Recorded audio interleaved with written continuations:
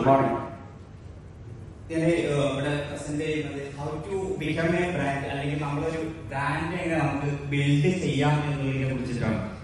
അത് നമ്മുടെ ഏതൊരു സർവീസ് ആണെന്നുണ്ടെങ്കിലും അല്ലെങ്കിൽ നമ്മുടെ ബിസിനസ്സുകൾ 3 ടൈപ്പാണ്. For example manufacturing, service, sales. അതായത് റീറ്റെയിൽ സെയിൽസ്, മാനുഫാക്ചറിങ്, അതേപോലെ സർവീസ്. അത് ഏത് എന്നാണെങ്കിലും നമ്മുടെ കസ്റ്റമേഴ്സ് ഒരു ആവശ്യം ഉണ്ടായിരിക്കും, ഒരു നീഡ് ഉണ്ടായിരിക്കും. ആ ആവശ്യം ഫുൾഫിൽ ചെയ്യാൻ പറ്റുന്നതാണ് നമ്മുടെ ബിസിനസ്. അത് ഓരോരുത്തർക്കും അവരുടെ ബിസിനസിനെ അവരുടെ മൈൻഡിലേക്ക് കൊണ്ടുവരിക. നമ്മൾ ചെയ്യുന്ന ബിസിനസിനെ മൈൻഡിലേക്ക് കൊണ്ടുവരും. ഈ 3 കാറ്റഗറിയിൽപ്പെട്ട ബിസിനസ് ആയിരിക്കും ഉണ്ടായിരിക്കുക. അപ്പൊ നമ്മൾ ചെയ്യുന്ന സമയത്ത് അവർ ആ കസ്റ്റമേഴ്സിന്റെ ആവശ്യം, അതായത് നീഡിനെ ഫുൾഫിൽ ചെയ്യാൻ വേണ്ടിയിട്ട് നമ്മൾ ഒരു പ്രൈസ് വാങ്ങിക്കും. എല്ലാ ബിസിനസ്സും അങ്ങനെ തന്നെയാണ്, ഒരു പ്രൈസ് വാങ്ങിക്കും. ആ പ്രൈസ് നമുക്ക് ഏറ്റവും നല്ലത് നമ്മുടെ പ്രൈസ് എങ്ങനെ ഹൈപ്പ് ചെയ്ത് വാങ്ങിക്കാൻ പറ്റും, അവിടെയാണ് നമ്മുടെ പ്രോഫിറ്റ് കിടക്കുന്നത്. ആ പ്രൈസ് ഹൈപ്പ് ചെയ്ത് വാങ്ങിക്കണം എന്നുണ്ടെങ്കിൽ നമ്മളൊരു ബ്രാൻഡായി മാറണം. നമുക്കറിയാം, നമ്മളൊരു ബ്രാൻഡഡ് ഐറ്റംസ് വാങ്ങിക്കുമ്പോഴുള്ള പ്രൈസും നമ്മുടെ ലോക്കൽ സാധനം പർച്ചേസ് ചെയ്യുമ്പോൾ ഉള്ളൊരു പ്രൈസും തമ്മിലുള്ള നല്ലൊരു ഡിഫറൻസ് ഉണ്ട്.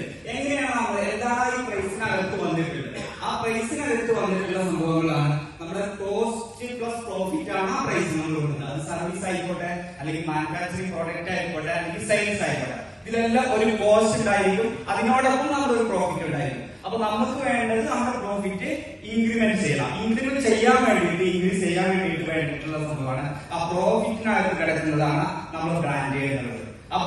ഓരോ ബ്രാൻഡിനും ഓരോ ബ്രാൻഡ് ബിൽഡിങ്ങിനനുസരിച്ച് നമ്മുടെ പ്രോഫിറ്റ് ഹൈപ്പ് ചെയ്ത് വരും. അങ്ങനെ നമ്മൾ ബ്രാൻഡ് ആകാൻ വേണ്ടിയിട്ടുള്ള ഒരു സംഭവമാണ് ഞാൻ പറഞ്ഞുകൊണ്ടിരിക്കുന്നത്. അപ്പൊ ആ ബ്രാൻഡിനകത്ത് എന്താണ് വരുന്നത് എന്നുള്ളത് അത് ക്വാളിറ്റി പ്ലസ് ഇന്നോവേഷൻസ് ആണ്.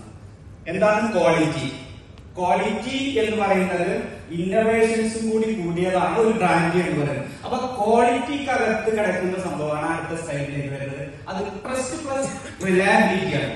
നമ്മളൊരു വിശ്വാസമാണ്. ഈ ബ്രാൻഡ് എടുത്തു കഴിഞ്ഞാൽ നമുക്കൊരു ട്രസ്റ്റ് ഉണ്ടായിരിക്കണം. ഈ സാധനം എടുത്തു കഴിഞ്ഞാൽ നമ്മുടെ എന്തായിരിക്കും, നമുക്കൊരു വിശ്വാസം ഉണ്ട്, ഇത് മോശമാവില്ല എന്നുള്ളൊരു വിശ്വാസമാണ്. അതേപോലെ തന്നെ നമ്മുടെ ബിസിനസ്സിലും നമുക്ക് അങ്ങനെ ട്രസ്റ്റ് കസ്റ്റമേഴ്സിന് കൊടുക്കാൻ പറ്റുന്നുണ്ടോ എന്നുള്ളത് നമ്മൾ ഓരോരുത്തരും തിങ്ക് ചെയ്യാം. അതേപോലെ തന്നെ റിലയബിലിറ്റി എന്ന് പറഞ്ഞു കഴിഞ്ഞാൽ, ഫോർ എക്സാമ്പിൾ ആയിട്ട് ഒരു പ്രാവശ്യം നമ്മൾ ഏതെങ്കിലും ഒരു ഹോട്ടലിൽ കയറിയിട്ട് നമ്മൾ ഫുഡ് കഴിച്ചു. ആ ഫുഡ് കഴിച്ച സമയത്ത് എനിക്കുണ്ടായിരുന്ന ഒരു എക്സ്പീരിയൻസ് ആണ്. ഹോട്ടലിൽ പോയി ഫുഡ് കഴിച്ച സമയത്ത് നല്ല ഫുഡായിരുന്നു. പിന്നെ അത് ഞാൻ ഫ്രണ്ട്സിനോട് സജസ്റ്റ് ചെയ്തതിനു ശേഷം അവരെ കൂട്ടി പറഞ്ഞ ശേഷം ഒറ്റ മോശമായി. അപ്പൊ അവിടെ റിലയബിലിറ്റി നഷ്ടപ്പെട്ടു. അത് കൺസിസ്റ്റൻസിയാണ്. ആ കൺസിസ്റ്റൻസി പ്ലസ് റിലയബിലിറ്റി ഉണ്ടെങ്കിൽ മാത്രമാണ് നമുക്ക് ക്വാളിറ്റി മെയിൻറ്റെയിൻ ചെയ്തെന്നുള്ള ഉറപ്പ് വരുത്താൻ പറ്റുള്ളൂ.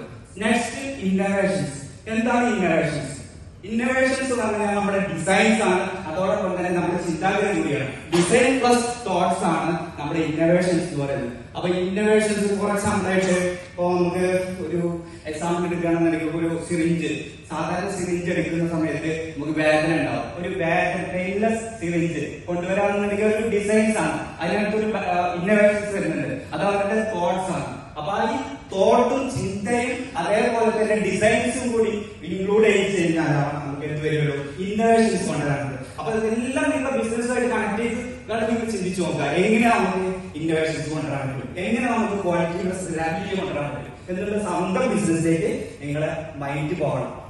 ഓക്കെ, അപ്പൊ ഇതാണ് ട്രസ്റ്റ് റിലയബിലിറ്റി എന്ന് പറയുന്നത് കസ്റ്റമറുടെ എക്സ്പീരിയൻസ് ആണ്. അതുപോലെ ഡിസൈൻ ഫോർ സോഴ്സ് എന്ന് പറയുന്നത് ലീൻ തിങ്കിങ് ആണ്. ലീൻ തിങ്കിങ് എന്ന് പറഞ്ഞു കഴിഞ്ഞാൽ കസ്റ്റമറെ ഫോക്കസ് ചെയ്തുകൊണ്ട് നമുക്ക് തിങ്ക് ചെയ്യാൻ പറ്റില്ല. അതാണ് ലീൻ തിങ്കിങ് എന്ന് പറയുന്നത്. ഇത് രണ്ടും കൂടിയതാണ് നമ്മുടെ ബിക്കം എ ബ്രാൻഡ്. ഇത് രണ്ടും നിങ്ങൾ മുറുകെ പിടിച്ചു കഴിഞ്ഞാൽ എല്ലാവർക്കും ഒരു ബ്രാൻഡായിട്ടുള്ള ബിസിനസ് കെട്ടിപ്പടുക്കാം. Thank U.